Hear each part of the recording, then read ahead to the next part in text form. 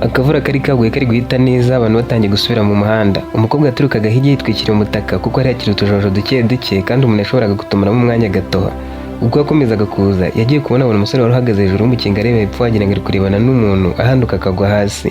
Hasi hari amatafari babumbye uwo munsi nuko ava hejuru ahantu hari hafite nka metero imwe n'igice abanzamo isura. Yahise aza yiruka n'abandi bari hirya mu isantere baza biruka cyane baje kureba umusore wari uhanutse ku mukingo akagwa mu matafari atose. Aho yitegerezaga hepfo hari hahagaze umukobwa ari kumwe n'umusore. Uwo mukobwa bahuje amaso, umusore agira ikizengera ahita ahanuka. Uwo musore bari bari kumwe yamusabye kuzamuka bakareba uwo nguwo wari uguye ariko akomeza kwanga. Yaramwihora azamuka wenyine nk'abandi bose bazaga biruka, umukobwa ahita asubira mu nzu. Ariko wa mukobwa wundi wazaga yitwikiriye umutaka we yari yamaze kumugeraho abandi baza nyuma. Aho hantu hari imbere y'isantere aho amazu yaratangiriye, ariko ho niyari menshi hari haciyemo umwanya hagati y'inzu n'indi umuntu ntiyabaga yinjiye mu isantere neza neza. Ahagana hepfo hari hubatse inzu ahantu hajyaga kumera nko munsi y'umuhanda ku buryo kugira ngo umuntu awugiremo azamukaga nk'esikariye 5. Niho wa musore n'umukobwa bari bahagaze imbere y'ibaraza rigari. Nawe yarahagaze haruguru y'umuhanda ku mukingo muremure ahantu bari barubakishije amabuye ngo umukingo udatenguka, ariko hejuru hari akayira kajyaga ku mazu ya ruguru mu isantere. Munsi y'umukingo bari bahabumbiye amatafari agitose ataratangira kumuka. Aho yaraguye muri ayo matafari yagerageje kwiyegura ariko imbaraga zimubananye kuko yari ari kuribwa cyane ndetse akumva amaso atari kureba neza. Mu mutwe byari bihise byivanga. Uwo mukobwa wari wiyambariye ipantaro y'umukara n'akaburuze n'inkweto za ballerine afite akamverope yazinze umutaka vuba akandagira amatafari amugeraho. Abandi baturutse hirya bamujye ko umusore adapfuye ariko yanegekaye batinya kwishora mu cyondo, uretse umugabo umwe wabigerageje agatera intambwe abasanga. Wa musore wari uhagararanye n'umukobwa hepfo akihagera yatunguwe no kubona umusore amuzi. Nubwo batari barigeze bahura yabonye hari ahantu amuzi abona ari kumuca mu maso. Nubwo ari yimbariye neza agakweto k'umukara n'ipantaro nziza y'ikoboyi yanyuze mu matafari, noneho baba batatu bamwegereye. Akimugera iruhande yivugishije ati "Rasi, siko witwa?" Yarabonye ko ari Rasimu, akaba yari yaramubonye mu mafoto muri telefoni y'uwo mukobwa bari bari kumwe amubwira ko ari inshuti ye biganye. Uwo musore yahamagaye iryo zina wa mukobwa wari wamugezeho mbere aramubaza "Turamuzi?" Nawe ati "Simuzi ariko ndabona asa n'umusore nigeze kubona mu mafoto." Umukobwa ati "None se ahanutse umureba?" Nawe ati "Numvise ikintu kigwa hasi ndebye mbona ari we, nari mpagaze hano hepfo." Umusore amaraso yaragishyushye ashobora kwinyeganyeza ari no kumva ibyo bari kuganira, ariko amaso yaribaga ibikezi ari kuzengerera kandi mu minota mike ashoboraga kuremba bitewe n'uko yari yabanje igice cy'imbere. Bamaze kumukura mu byondo abantu bakomeje guhurura. Umukobwa yahamagaye ambilansi nayo ihagera mu minota mike, bamwe batangiye kwibaza uwo ari we n'ahantu yajyaga. Nyamara uwo musore wari uvuze ko wagira ngo aramuzi yabonye ambilansi ihageze yanga kuba yajyana nayo ajya kureba wa mukobwa wari uhise yinjira mu nzu. Uwo mukobwa utaruzi uwo musore niwe winjiranye nawe muri ambilansi, cyane ko n'ubundi n'abandi bose batari bamuzi. Ambilansi yamugejeje mu bitaro batangira kureba uko bamufasha, ariko yari yatangiye kurebwa kurusha asa nk'uwataye ubwenge. Abaganga batangiye kumwitaho bamufasha iby'ibanze, noneho bamukuramo imyenda yari yambaye bahiha uwo mukobwa bamusaba ko ajya kuyimesa hakiri kare. Nubwo uwo mukobwa ataramuzi yanze kubibwira muganga. Igitangaje agifata imyenda yasanzemo impeta ikiri mu gakarito kayo kari gafite ibara ry'umutuku bisa nkaho yari yaje kwambika umukobwa impeta ya fiyansaye. Yakomeje kureba mu mifuka y'imyenda abonamo indangamuntu ahita abona ko yitwa Rasimu. Yayibitse mu mufuka we hanyuma ajya kumesa imyenda. Yagarutse mu cyumba abaganga bamubaza niba umusore afite ubwishingizi, arya indimu buri icyo asubiza. Muganga yaramubajije ati "Ntabwo umuzi?" Nawe ati "Yego, nuko ari njye umugezeho bwa mbere." Muganga nawe ati "Ni byiza ko watabara igihe ugahamagara ambilansi kuko ari kugenda arushaho kunegekara, ariko humura ntari butinde kuba yamera neza byo kuba yavuga. Nuko afite intege nke ariko ibyo turi kuganira ndatekereza ko ari kubyumva. Komeza wihangane, wenda mu gitondo turaba tubona uko bihagaze, nawe ari kuvuga nagufashe kubona umuntu wagusimbura mu muryango we akaba amurwaje wowe ugataha." Guhera uwo mwanya haguye imvura nyinshi igera saa 4 z'ijoro itarahita amarezo aracika ku buryo guhamagara bitari biri gukunda neza. Kubw'amahirwe mu masaha ya saa 5 yarikoroje arahamagara ati "Yewe." Ijwi ryari riri hasi cyane, ariko uwo mukobwa yahise amwumva yicara ku gitanda cye aramwegera yishimye aramubaza "Turi kubasha kuvuga?" Nawe ati "Yego." "None se witwa nde?" Umukobwa ati "Nitwa Salome." Rasimu ati "Salome, wakoze cyane kumfasha. Ni ukuri utaba hafi mba napfuye ahari kuko kuva ntabwo hasi numvaga injereri mu matwi." Nawe ati "Humura uraza gukira vuba. Ni byiza ko nta gufwa ryaturitse kandi abaganga bakaba bari kuvuga ko uretse kumera nk'uwahungabanye ukagira shoke ho gato ariko ko utari bumara igihe kinini hano. Rero wihangayika biraza kumera neza." Ntabwo baganiriye byinshi yongeye guhita asinzira. Mu gitondo cya kare muganga yaje kureba uko ameze yagerageje kumuvugisha aravuga. Yamubajije niba afite umuryango amubwira ko ari ntawo. Muganga atanga yongeye kumubaza niba hari inshuti afite amubwira umwe ashoboraga kuba yaza gusimbura uwo mukobwa witwaga Kurazo. Aramuhamagara icamo ariko ntiyayifata abikora kabiri byanga abayishyize ku ruhande avuga ati "Nabona umwanya ari buze kumpamagara." Muganga nawe yamuhaye imiti ahita agenda, gusa asiga asabye Salome kwihangana nawe amwereka ko ntacyo bimutwaye. Salome yabonye bishobora kugorana ashobora kuhatinda ahamagara mama bamumenyesha ikibazo cyabayeho. Mama we yaramwitabye nawe ati mama unyihanganire nabuze uko nguhamagara, hari umusore wakoze impanuka ahanuka ku mukingo bitewe no kunyerera kuko imvura yari yaguye, yari ari kunyura ku kayira kari hejuru y'umukingo aranyerera kandi n'igihe wari uri hafi birangira amuherekeje mujyana kwa muganga. Mama we tuzi ukuntu twari duhangayitse, nabuze n'umuntu ntera amayinite ngo nkubaze niba utari butahe kuko njye nawe nari mfiteho. Nubwa mbere saa 2 z'ijoro zagera zikarenga utaragera mu rugo, nagize ngahari wirariye ku nshuti zawe mwari mwajyanye gusaba akazi, cyane ko nyuma y'ayo masaha imvura yaguye ari nyinshi nihite. Nawe ati nicyo kibazo cyabayeho, ariko uwo musore yarembye kandi sinamusega kuko nta bene wabo ndi kubasha kumenya. Mama ati ko numva biteye agahinda se, icyakora komeza umube hafi wenda niba baboneka bari buze kugufasha ubone uko utaha. Nawe ati ngo nta bene wabo agira, ndiko yavuze ngo uretse inshuti yitwa Kurazo kandi uwo Kurazo ntari gufata telefone. Mama ati byihanganire, buri hari indi mpamvu yatumye ari ujya muri uwo mwanya, rero ko uko ushoboye umufashe kuko nawe ushobora kwisanga muri iyo mimerere. Ubyishyiraho ibibazo utari nkanjye bibayeho, nakwifuza ko umuntu ndi ruhande akora iki, ahubwo ndabwira musaza wawe kugeraho hakiri kare. Salome ati ndanashonje byo kuko kuva ejo sindarya. Mama ati ariko nawe wakabije, iyo duhamagara ku mugoroba ari kubiki. Salome ati ubanza ari amarezo yabiteye, ntabwo nagize ngo umuhamagara ariko biranga. Mama ati noneho reka nohereze umusaza wawe kuzanira ibyo kurya ugaburira umurwayi wawe ukomeze umurwaze. Salome ati ariko mama koko uri kumva ari njye ugiye kuguma hano mu bitaro ndwaje umuntu ntazi? Mama ati none ninde wamugeranye kwa muganga kuri kwivugisha utyo se, ibitaro byakwemerera kumusiga kandi nta mpamvu yo kumusiga hari, ahubwo se uri wagiye gusaba akazi wakabonye. Nawe ati wa mukobwa twajyanye niwe bagahaye, ubu niwe ugiye kuba sekreteri wabo, naho njye ubwo nzashakira ahandi. Mama ati mwana wanjye rwose hangane pe, ukomeje gutese kubura akazi, gusa ntiwumve nabi, reka nkubwire ko ibyago byawe bigiye kubera abandi umugisha. Iyo uba wakabonye wenda uwo musore yari kubura umuntu umugenda iruhande. Salome yaramusetse aramubwira ati n'ubundi sinakurakarira ariko urandebeye pe, ko mu muhanda haba harimo abantu benshi se, urumva ari njye kamara, yari gutabarwa n'abandi. Mama ati abandi wenda bafite akazi ntibari kwemera kumuraraho ngo bagire mu gitondo, none wowe nta n'akazi ufite ugomba kumugumaho mpaka akize cyangwa abonye undi ugusimbura, keretse wenda musaza wawe nabyemera akajya gufasha kumuraraho, kuko sinakubwira ngo siga umuntu mu bitaro ngo nuko abantu babo badahari, wenda ntakira azakwitura abe yanakurangira akazi. Salome ati umucuti waraza mu rwaze, njye sinarwaza umuntu w'umusore ntanazi, nabonye atari uwa kure cyane, kuva hano kugira iwabo ni nka 3 kuri moto.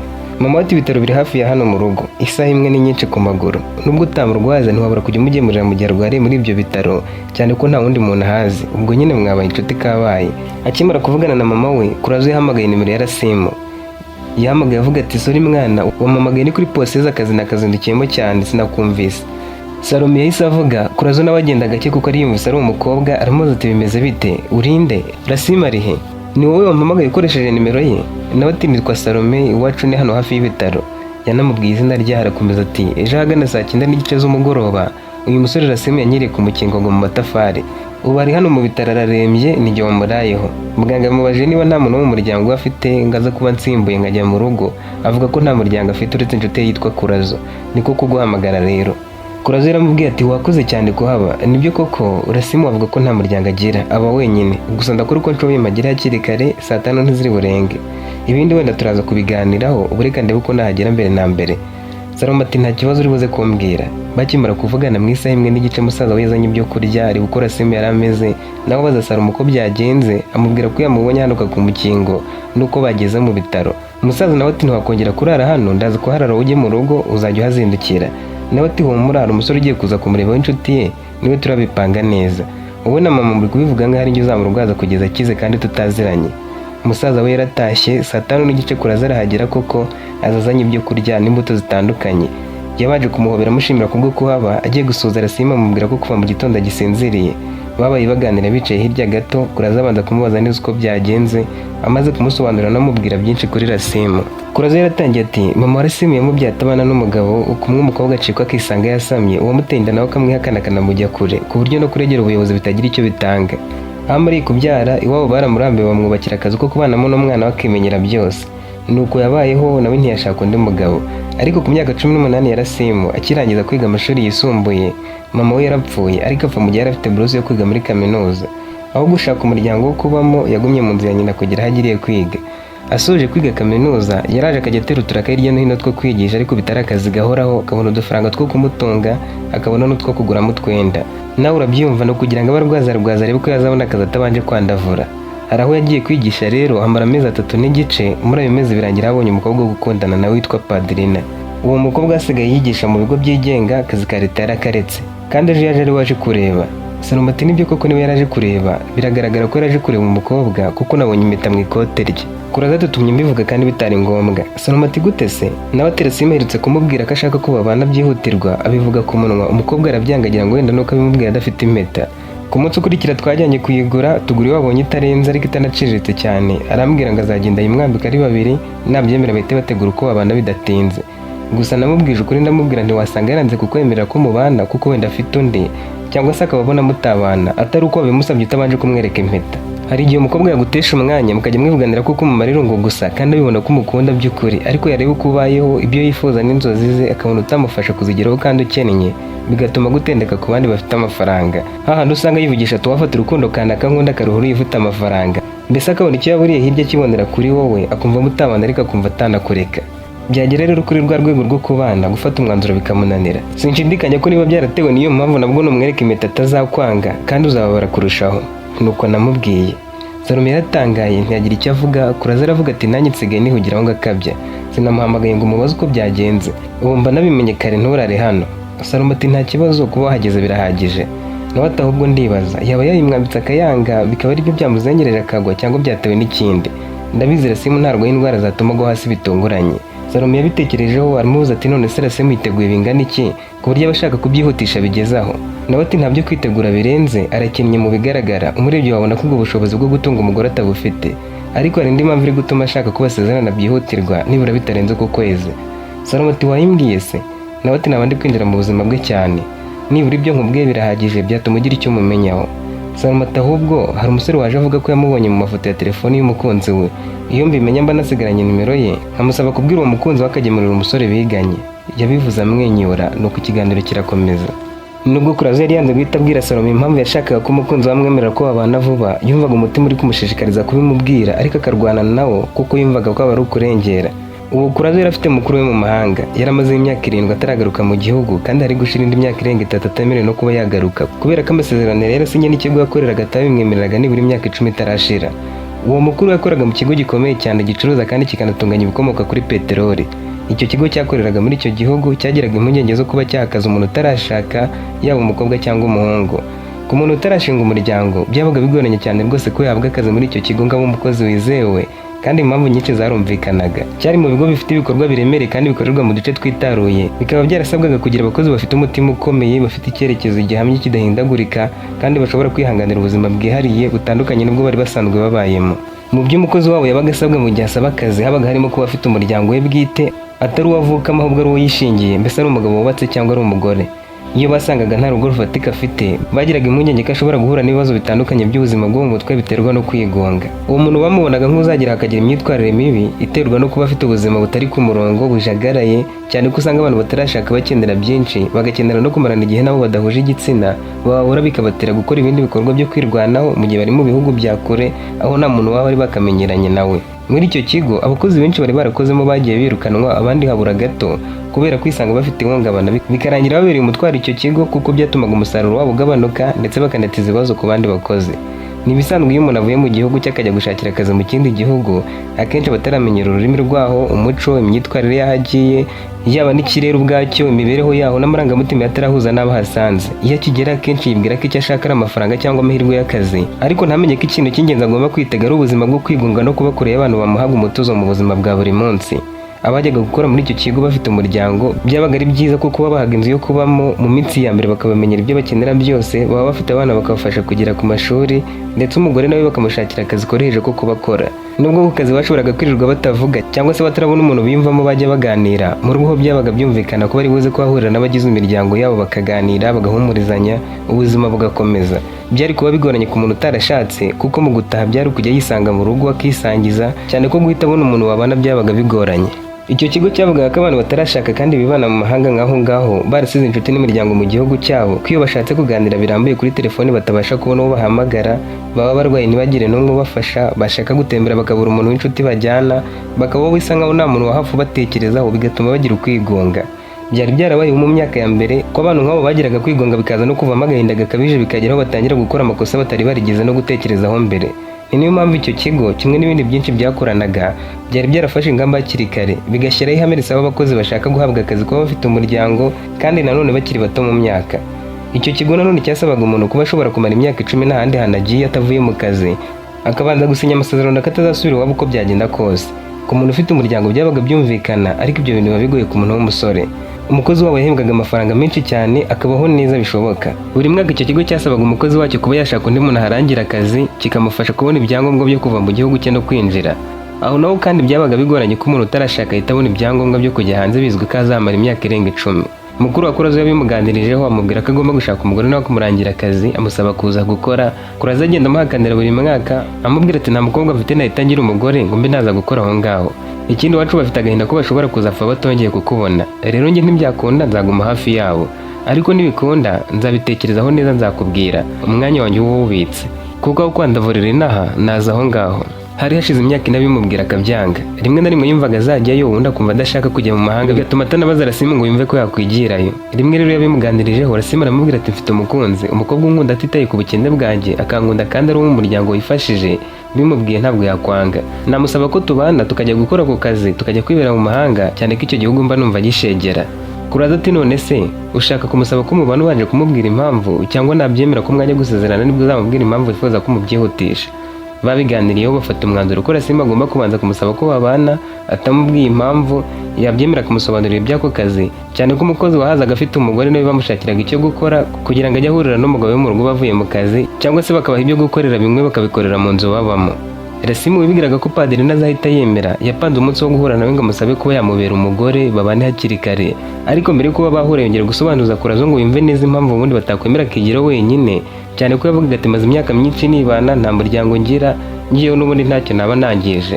Kurazo rero amuhaye nimero za mukuru we amusaba kumwibariza. Mukuru wa Kurazo yamusubiriyemo amubwira ko impungenge zikomeye icyo kigo cyagiraga ari zo ko umuntu waje adafite umuryango biba byoroshye ko ahita yishora mu myitwarire ishobora kwangiza izina ry'ikigo cyangwa akazi yagiye gukora. Bo bari bafite n'ingero zabo byabayeho bitewe n'ihungabana ry'uko babonyine bagatangira kunywa ibiyobyabwenge. Rasimu yateye hejuru ati njye sinywa inzoga none ngo nanywa ibiyobyabwenge. Nawe akenshi bitangira nko kuruhuka, umuntu akabinywa ashaka gusinzira ngo buze gucyakiza umunaniro atigunze, bikarangira abaye imbata yabyo. Hari n'abifuza kuba bajya mu rukundo bakabura umuntu baganira ngo bahuze ku buryo bakundana, cyangwa se ugasanga abantu bamwe bagira ivangura ku buryo umwirabura utamutereta. Bamwe rero bakishora mu bikorwa by'umwanda cyangwa bagafata bakaba bashobora kugira ingaruka mbi kuri bagenzi be ndetse akabangamira ikindi biteje akaga. Kandi ikigo cyacu kiratuje, gifite amabwiriza akomeye ndetse abakozi baba bafite inshingano ziremereye. Iyo hari umuntu udafite imirongo ngenderwaho yo kwifata ku giti cye ngo wenda nadatinya kubura akazi atinye ko umuryango we wakwicwa n'inzara. Rasimu yasobanukiwe neza ko byari mu rwego rwo kwirinda izo ngaruka zose, ibyo bigo bigahitamo guha amahirwe ya mbere abakozi bafite ingo, kuko babaga bafite abo kubaruhura mu mutwe mu gihe ibintu byabaye byinshi ku kazi, bakaba bafite ababatekerezaho, bafite impamvu nyazo zituma bashaka gukora neza bagatera imbere, bakanagira ubunyangamugayo mu kazi babikorera umuryango wabo. Ku muntu ufite umugore cyangwa umugabo yabaga yumva ko ibyo ari gukora bitamureba wenyine, ahubwo bihangayikishije n'abandi, bityo akagira intego, akirinda amakosa, agafata akazi nk'ikintu cya mbere agomba kubaha. Aho Rasimu amaze gusobanukirwa ko umuntu uhawe akazi ko gukorana n'icyo kigo ahabwa ubufasha bwo kugura inzu, bakarihira abana amashuri, bagatanga n'ubwishingizi bw'umuryango we, yaribwiye ati nimara kubona ko Padiri nashaka ko tubana nzahita mubwira uko gahunda zimeze. Ndabizi nawe afite inzozi zo kuba muri kiriya gihugu, ntabwo yabyanga, ntiyakwanga ko tujya azabisamira hejuru ahubwo. Nibwo yatangiye ibyo kumusaba ko babana. Ibyo nibyo Kurazo yanze kubwira Salome kuko yumvaga ko ari ukumena amabanga. Gusa yaribajije ati ubuse yaba yarahuye n'ikihe kibazo ajya guhura na Padirina.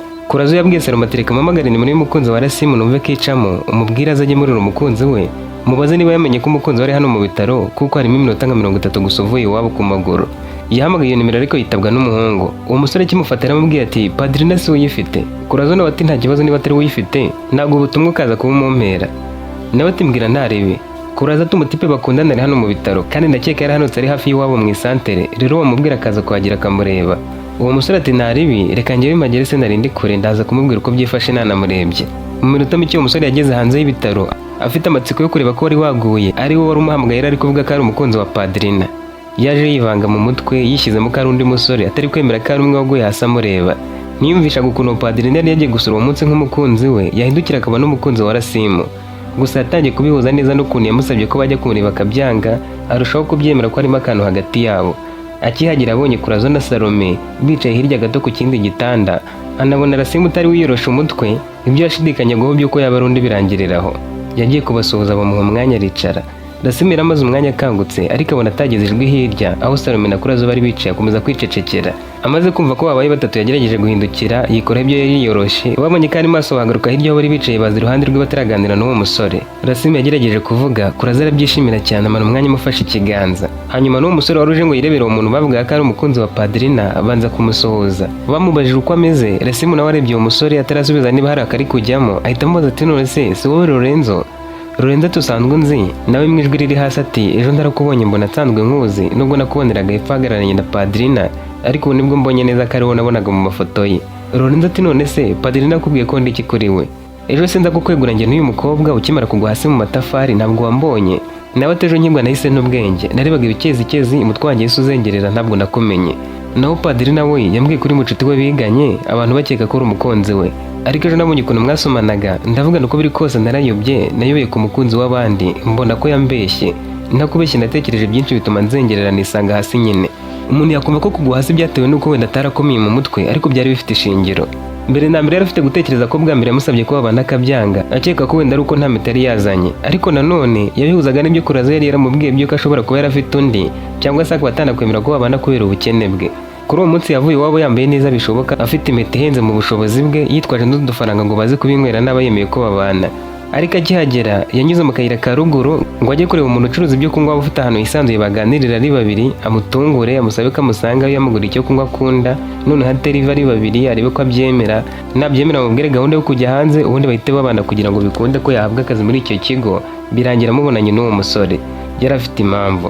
Nk'umuntu ari kunyura haruguru y'iwabo yabanje kwitegereza yagenda hareba, ariko mu kugenda abona urugi rukingutse. Yarahagaze ngo arebe neza ko yaba ari we, abona umukobwa asohotse umusore amufashe mu mayunguyungu, bageze hanze ku ibaraza ahita amusoma ku munwa. Yari yatwawe, umusore nawe yisanzuye yarengeye. Ibyo kubikora byatumye yibwira ko ibyo bari bavuyemo ari byo bikabije, cyane ko uwo munsi yarabizi ko Padiri n'ababyeyi be baba bagiye gukorera kure ko aba yasigaye wenyine. Kumubona muca inyuma yibwiraga ko bagiye kubyihutisha bakabana byaramurenze, arazengerera yisanga mu matafari mabisi. Gusa ibyo byose ntiyabibabwiye cyane ko nta mbaraga yari yifitiye. Yabwiye Lorenzo ko yarazi kandi inshuti ye gusa atari yarigeze amubwira ko bashoboraga no gusomanira ku ibaraza. Yarengeje ati baze ko nari nzanye n'impeta nje kumuporopoza, tekereza ari wowe bibayeho. Lorenzo byaramubabaje, yumva ko ubwo byari bigeze haza n'impeta ya poropozo kuko rwa rukundo ruhari, ahubwo ko we Padiri yamwihishagamo amufata nko gukora amafaranga no kwimariraho irungu gusa. Yamurebye mu maso aramubwira ati nanjye nabonye nkuzi kuko hari amafoto ye mwifotozanyije akuryamyeho. Yambwiye kuri mubyara we, kuri inshuti ye, mbese anyereka ko ari ibisanzwe. Noneho ukigwa hasi namusabye ko yaza tukakureba, ahita asubira mu nzu, ndamureka nza njyenyine. Aho mariye kuza nkabona muziranye usa n'uwo mbona mu mafoto ye, nasubiye kumureba iwabo mu nzu ndamubwira nti sohoka ujye kureba Rasimu dore n'uguye hasi. Arabyanga nambwira nabi ati kuki ndi kubimuhatira. Ndafashe telefone ye ngo ndebemo nimero yawe ngo uhamagare, ashaka kuyinyaka turayirwanira, birangira iguye hasi imeneka ikirahure.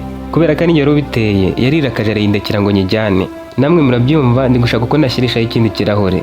Gusa bakimamagara bakambwira ko uri umukunzi we, mise mva mu rugo ntega moto ngo nze kureba uwo uri we. Ubu rero ndumiwe. Rasimu yababwije ukuri ati narababonye nyine kubyakira birangora birangira kuriya. Nako ntibirarangira dore ndi mu bitaro. Ahubwo nagize amahirwe ndwazwa n'umuntu ntarinzi nawe atanze. Yaboneye kongera gushimira Salome. Salome nawe amwereka ko ari bisanzwe kuba yatabara umuntu. Lorenzo yaramubwiye ati mbabarire muvandi, ibi nanjye mbifitemo uruhare, ariko sinari mbizi kuko uko yambeshya avuga kuri wowe ni nako yambeshya avuga kuri njye. Kurazo yarabyumvise, we na Salome bamwumvisha ko nta kosa afite ndetse bamusaba kwihangana. Yarabashimiye aranabibasezeranya ati mu gihe cyose muzaba mukiri hano ntibuzira ntahageze. Yabasigiye amafaranga yo kugura imbuto ariko atababaye cyane. Nubwo yari afite ubunebwe bwo kujya gukoresha iyo telefoni yahise asimbuka ajyayo.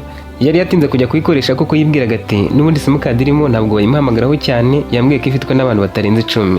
Ikindi iriya telefone afite niyo abantu bose bamuhamagaraho, uretse njye yari yarahaye n'iyi nimero yo muri iyi telefoni ngo nimubura nzayihamagare. None ni nayo Kurazo ahamagara, ubwo bivuze ko yayihawe na Rasimu. Uko biri kose Padrina ni umubeshyi ntabwo twagumana. Uwo munsi yavuye kuyikoresha imishyire wabarakaye cyane, aramubwira ati byanjye nawe ndakeka birangiye. Ubwo tuzakomezanya nk'abantu baziranye ariko bitari urukundo, kuko ntugira n'umutima umuntu ukamubwira ko ni inshuti yawe kandi dukundana. Uzi ko aribyo byatumye Rasimu hanuka ku mukingo kubera kumuzengereza tubonanye. Nanjye nawe uyu mpamvu wanze kujya kumureba, kumbe n'isoni wari ugize. Ibaza umuntu wari uzanye impeta ngo nagusabe kumubera umugore, nanjye ndaho nasamye ngo mfite umukunzi. Yari yiteguye yabyambariye, none reba ibyamubayeho. Yamuhaye telefone ahita yigendera. Padiri yarahangayitse kuko ibyo byose byari byamenyekanye.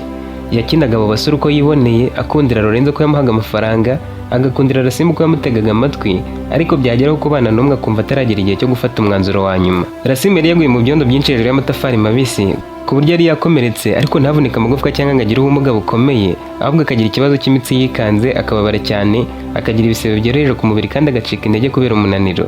Icy'ingenzi yari akeneye ko ari ukuruhuka bihagije, akitabwaho n'abaganga bagombaga kugenda bamugabanyiriza ububabare. Yarasuzumwe, ahabwa imiti, asabwa kuruhuka no gukora imyitozo yoroheje yo gufasha umubiri kwisubiza imbaraga, agasubira mu buzima busanzwe nta kindi kibazo gisigaye. Ndetse batanze icyizere ko mu gihe gito ariko batashye. Mu minsi 10 yitaweho na Salome ndetse na musaza bakaza kuharara asimburanye na Kurazo. Salome akahirirwa, Lorenzo nawe ntahweme kuhagera kandi akababwira ko atakivugana na Padrina. Iyo minsi yarangiye amaze koroherwa, asabwa kujya kuba arwariye mu rugo akomeje gufata imiti. Yatekerezaga ibya Kakaza kumva birangiye kuko umukunzi we yaramaze kubona ko yamwibeshyagaho. Yarwariye mu rugo bamusura gake gake, ageze aho arakira. Salome we yakomeje kumukurikirana, rimwe mu cyumweru cyangwa rimwe mu byumweru bibiri agatega kamugeraho ngo arebe ko ari koroherwa. Nyuma y'ukwezi, mukuru wa Kurazo yamwandikiye amubaza aho imyiteguro yo gusezerana n'umukunzi we bakajyana mu mahanga igeze, amubwiza ukuri ko yari afite bahise batandukana. Uwo mugabo yaramubwiye ati wowe ntuhangayike, ubu nashyizwe mu bantu bemeza bakwiriye guhabwa akazi bagatanga urutonde rwa nyuma. Wowe tuza, numara kubona umukunzi ushobora kuzana nawe inaha, uzasanga umwanya wawe ugihari. Wowe tuza, numara kubona undi mukunzi akakwemerera ko mwazana inaha, muzahite musezerana, uzasanga umwanya wawe ugihari. Upfa kutarenza amezi 6 kuko nyuma yaho birashoboka ko tutazongera kwangaje abandi bakozi vuba. Nyuma y'amezi 2 gusa, Salome na Rasimu baratangiye gukundana kuko kuva avuye mu bitaro bavuganaga buri munsi. Salome akabikora agamije kumuhumuriza gusa, yewe buri cyumweru cyangwa rimwe mu byumweru bibiri akajya kumureba, birangira bakundanye. Nyuma y'amezi 2 gusa, Salome na Rasimu batangiye gukundana kuko kuva avuye mu bitaro bavuganaga buri munsi. Salome akabikora agamije kumuhumuriza gusa, yewe buri cyumweru cyangwa rimwe mu byumweru bibiri akajya kumureba, birangira bisanze bakundana. Iwabo nawe barabakene, umusore ugiye kumurambagiza akabanza kureba niba bazamuha umunani uhagije, yabona ko bapfunikanya ngo babone n'ibyo kurya akabona nta kirimo akamureka. Wari umuco wabo ko abasore bareba icyo umukobwa azakora iwabo cyangwa icyo bazamutekesha mbere ya byose, bakabona kuba babana nawe babona nta kintu afite bagahita bamwihorera. Nubwo babo bataburaraga ariko barabakene mu gace bizwi na bose. We na Rasimu bari bahuje kuko Rasimu yabaga mu kazu gato mama we yari yaramusizemo, uretse ko yari yarakagize neza nk'umuntu wabona guturaka two kwigisha, yaragateye umucanga akagakinga neza kandi agashyiramo udukoresho two mu nzu dusirimutse. Nta kintu yari yakigejejeho cyane ko nta n'umuryango yavuga ko yari afite, nubwo ba nyirakuru, ba nyirarume n'abandi bo mu muryango bari bahari, gusa ntawe urumwitayeho. Gukundana ntibyagoranye. Nyuma y'amezi 3 batangiye gukundana byeruye, Rasimu yamubwiye ukuri kose ko impamvu yifuzaga kubana na Padrina vuba ko ari uko yashakaga kujya hanze muri ako kazi gasaba umuntu kuba afite umuryango kandi ko n'ababyemeye bajyayo. Umukobwa akimara kubisobanukirwa bisamiye hejuru cyane ko bari kuba babayeho neza, bari mu gihugu benshi bifuzaga kujyamo, nubwo bwose kugaruka babo byari kugorana kubera amasezerano y'imyaka 10 bari kubanza gusinya. Salome ntacyo byari bimutwaye kuko yararambiwe ubukene bw'iwabo kandi kujya hanze byari gutuma abona amafaranga yo kujya bohereza bakikura mu bukene. Rasimu akimara kubona ko urukundo rwe rufatika, Salome amwemereye ko babana vuba kandi akamwemerera ko no muri icyo gihugu yajya yabishaka, yabimenyesheje mukuru wa Kurazo. Yamuhaye amafaranga menshi yo gukoresha ubukwe bwiza kugira ngo batumire abantu babo bose nk'abagiye kujyaho batazabasha kugaruka kubareba vuba. Nabo si ugutegura ubukwe, bateguye ubukwe budasanzwe aho bari gukodesha ahantu harenzeho kubera ubukwe kandi inzoga zikaba ari zifunze gusa zihari ku bwinshi ku buryo nta muntu ari gutaha yivumanga ngo yabuze icyo kunywa. Mu bantu ba mbere batumiye harimo Lorenzo na Padrina, ariko we Padrina yamutumiye ashaka kumwihenuraho. Padrina akibona ubutumire bwe byari bisobanuye ko ubwo birangiye kuko baba basubirana noneho bigiye akadomo bitagishoboka. Yihamagariye Lorenzo ngo yumve ko wenda yamufatisha bagasubirana. Yaramwitabye, umukobwa atangira amubaza ati none se niba waranyanze ntitwaba n'inshuti zisanzwe ko tutabanye nabi? Amezi 5 yose ko kutanabaza umuntu niba ari muzima? Nawe ati nawe ntiwamamagaye ariko niba ari ukubishaka ndisubiraho njye kuvugisha mu gihe nabonye akanya. Lorenzo nawe ntiyabaye akabati, yahise amubwira inkuru yaraherutse kubwirwa na Rasimu bwe ko we na Salome nibamara gusezerana bazahita burira indege, ko ibyangombwa byabonetse kandi ko batazagaruka vuba. Yamusobanuriye ko ari akazi bagiye gukora, ko bazaba bafite inzu yo kubamo, mbese amubwira buri kimwe Rasimu yari yaramubwiye. Padrina yarababaye cyane, agahinda kenda kumwica. Iwabo bari kwishyura inguzanyo bari barafashe, ubuzima butangiye kubahangayikisha kandi nawe baramusezereye mu kazi kubera ko satumvikanaga na nyiri ikigo cyigenga yigishagaho, bikarangira bamwirukanye. Muri iyo minsi yahigaga akazi ka leta ngo yongere kwigisha, ariko kugasubiramo kandi ari we wirukanye birushaho kugorana. Yinginze Lorenzo ngo basubirane, undi arabyanga amubwira ko baba inshuti zisanzwe kuko yaramaze amezi 2 nawe yinjiye mu rukundo rushya. Basoje kuvugana, Padrina amaze gufata nk'isa yose ngo arira amarira menshi atigeze arira na rimwe kuko yarabuze byose. Ntibyatinze ubukwe bwiza cyane bwarabaye, maze kuri uwo munsi haba ikintu gitunguranye. Kubera ko amakuru yuko bagiye hanze yari yasakaye ahantu hose, Papa nyirizina wa Rasimu utari warigeze yigaragaza kuva avutse yaraje amubwira ko ari wese, asaba imbabazi kubwo kuba yarateye nyina inda akamwihakana, akamujya kure, akagaruka amaze gupfa. Nubwo yari yarahemutse cyane, Rasimu yemeye kumubabarira kugira ngo agende amahoro. Gusa mbere y'umunsi wo kugenda yatumiye inshuti ze zose harimo Lorenzo, Kurazo n'abandi bose ngo abasezereho, ndetse Rasimu atumira se wamwihakanye akiri mu nda, ba nyirakuru n'abandi bene wabo batigeze bagira icyo bamufasha mu buzima. Gusa ku rundi ruhande Padiri nawe uwo munsi yararwaye araremba, mu nda harashyuha cyane kubera kwicuza. Nyuma na nyuma Rasimu na Salome buriye indege bajya kuba mu mahanga, ahantu bari kuba bafite buri kimwe uretse kuba bari kure y'imiryango yabo gusa. Hashize amezi 2 gusa bagezeyo, Salome yatangiye kohereza amafaranga iwabo kuko we bahembwaga ntibari kuyamara bonyine, yari menshi bishoboka, dore ko nawe yagize amahirwe agahita abona icyo gukora kuko baherewe rimwe akazi. Bidatinze nyuma y'imyaka 3 Lorenzo na Kurazo nabo bafashe umwanzuro bimukana n'abagore babo bari barashatse bajya kwibera muri icyo gihugu. Ubu bose barakorana, imahanga bahagize nk'iwabo, bahaba nk'umuryango. Buri gihe bohereza amafaranga bo basize mu gihugu, nabo babayeho neza bihagije. Padiri nawe ntabayeho neza cyane kuko abana n'umugabo umukubita akanamukomeretsa, nibura yahukana 2 mu kwezi ahunze inkoni, ariko inzara iri iwabo igatuma asubira ku mugabo ntawe umuhamagaye. Dusoreje inkuru y'uyu munsi, wowe tugiranye ku musozo uruhu gushimirwa, ngushishikariza no kuzaba uri kumwe natwe mu nkuru z'ubutaha.